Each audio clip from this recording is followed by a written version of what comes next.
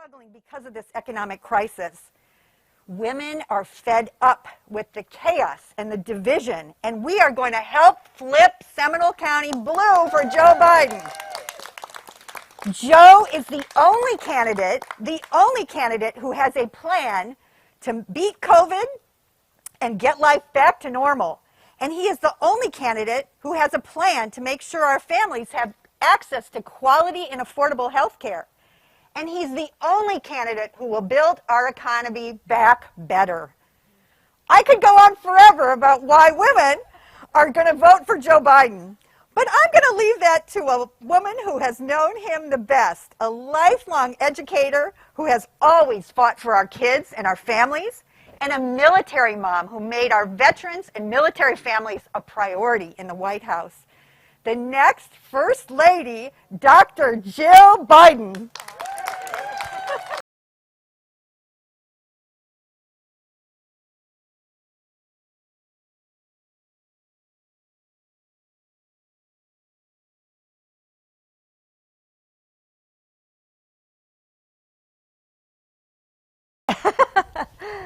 Oh my gosh. Is anybody in the sun and feels uncomfortable and wants to move to a shadier spot? Because I know it's hot. I know it's hot. Believe me. You know, I was in Texas, I think 2 days ago. And I'll tell you, it was like so hot. And we were standing up on the stage and I felt like I was melting. So I don't want to subject all of you to that. So thank you, Katie. Thank you for the introduction, and from your career at Trinity Prep to your work at Shepherd's Hope, you know, I can tell that you are passionate about supporting children and students and giving back to your community. So thank you for joining us, and we are honored to have you on our team. And Coach Stan, who's right over there, no one knows about leadership under pressure better than you. So your support in this race means so much to Joe and to me.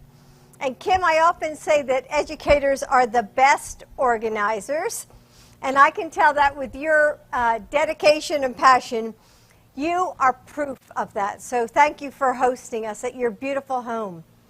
And as we walked down here, it was so cute, that little outside, what do you call it? The catio. It's the catio. I said, oh, I thought they had like exotic birds in there or something. You don't know? Catio. Okay, I love that you love animals. So, and Grace, my gosh. I mean, Grace and I have been friends forever and ever. And a lot has changed since Grace and I were Senate spouses together. But what hasn't changed is how much Joe and I appreciate what you and Bill have been doing this whole campaign. I mean, you know, and when we were in the White House, you were so supportive, and you know how much we love you, so thank you. And I would also like to thank Pasha for joining us. And Pasha, we wish you luck on your race. So how is everybody feeling? Are you ready to get to work? Yeah. Good. So over these last few months, I've heard from really so many parents, because I've been traveling virtually for many months. I was on that Zoom from morning till night, like many of you. And then more recently, I've been out on the trail, literally. And so many parents are telling me, like, you know, they don't know what to do, I mean, in these times. And they want to have answers for their kids right now, but they have more questions than answers. And they're asking me, hey, Jill, like, how do I keep my family safe? And, you know, what if a shooting happens at our school? What if I lose my job? And how do I tell my kids to be kind when our leaders don't live up to that same standard? And it's not just parents. I mean, all of us feel it. The chaos of this moment, the magnitude of loss that surrounds us. The little things that we never thought we'd lose, you know, like hugging our friends or smiling at neighbors, you know, on the sidewalk. Or like you said, go into exercise class. It's the little things in our life that we really and truly miss. Still, I mean, we keep going. right? I mean, we keep going, we're helping our neighbors, we're showing up for each other, and we keep hoping for better. Because what else can we do? And motherhood came to me in a way that I never expected. So I fell in love with a man and 2 little boys standing in the wreckage of unthinkable loss, mourning a wife and mother, a daughter and sister. And I never imagined at the age of 26 I would be asking myself, how do you make a broken family whole? Still, Joe always told our little boys, he said, Mommy sent Jill to us. And how could I argue with her? And so we figured it out together in those big moments that would go by too fast. You know, Thanksgivings and football championships, birthdays and weddings. In the mundane ones that we didn't even know were shaping our lives. And I'm sure you could all relate to this. You know, reading stories piled on the couch, or rowdy Sunday dinners and silly arguments between the boys and our daughter Ashley. And listening to the faint sounds of laughter that would float down the stairs as Joe put the kids to bed every night. While I studied for grad school, or as Kim knows, graded paper under the pale yellow kitchen lamp, the dinner dishes still waiting in the sink. And we found that love holds a family together. And love makes us flexible and resilient. And it allows us to become more than ourselves together. And although it can't protect us from the sorrows of life, it gives us refuge, a home. So how do you make a broken family whole? The same way you make a nation whole.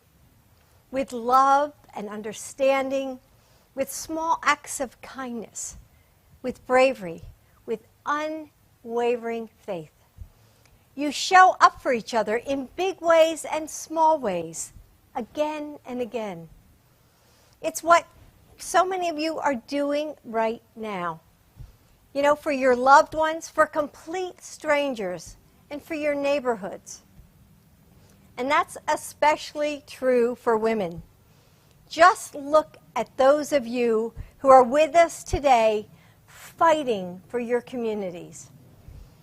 So even when you're working essential jobs or worrying about how to make ends meet, juggling, taking care of your kids or your older parents, you still show up. And you remind us that the heart of this nation still beats with kindness and courage. And you deserve compassionate, steady leaders who will do the same. And Joe has spent his entire career, as Grace knows, listening and bringing people together. And as you said, Joe will be a president for all Americans. And he has a plan to end this pandemic, to rebuild, to reimagine a future that's better than ever. And that means opening up our schools and child care programs safely so parents can get back to work. It means protecting pre-existing conditions and making prescription drugs affordable. And it means creating millions of good-paying jobs. When Joe is president, hopefully 18 more days,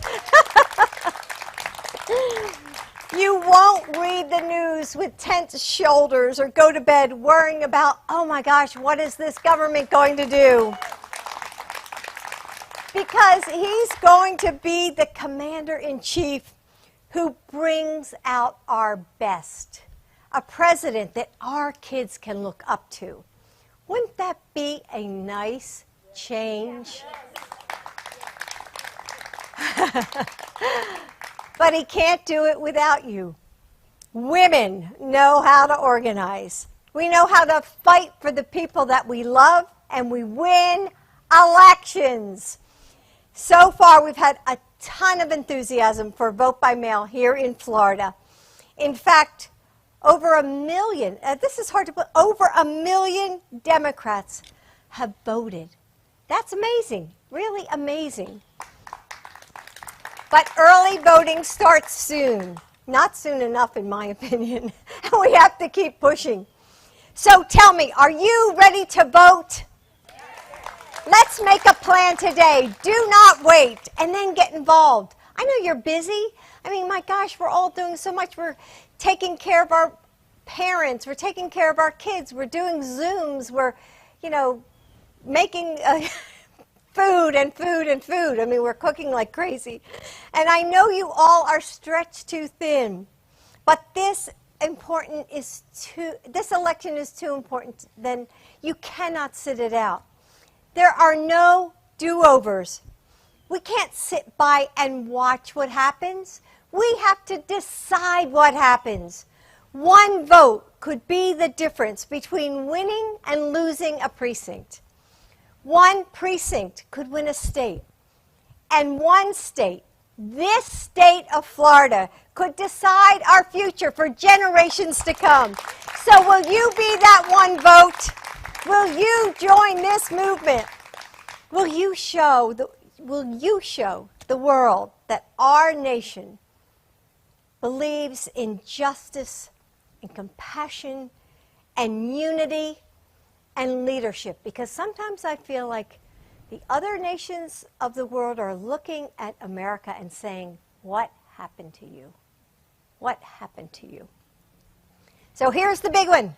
Will you stand with Joe Biden and Kamala Harris? Great!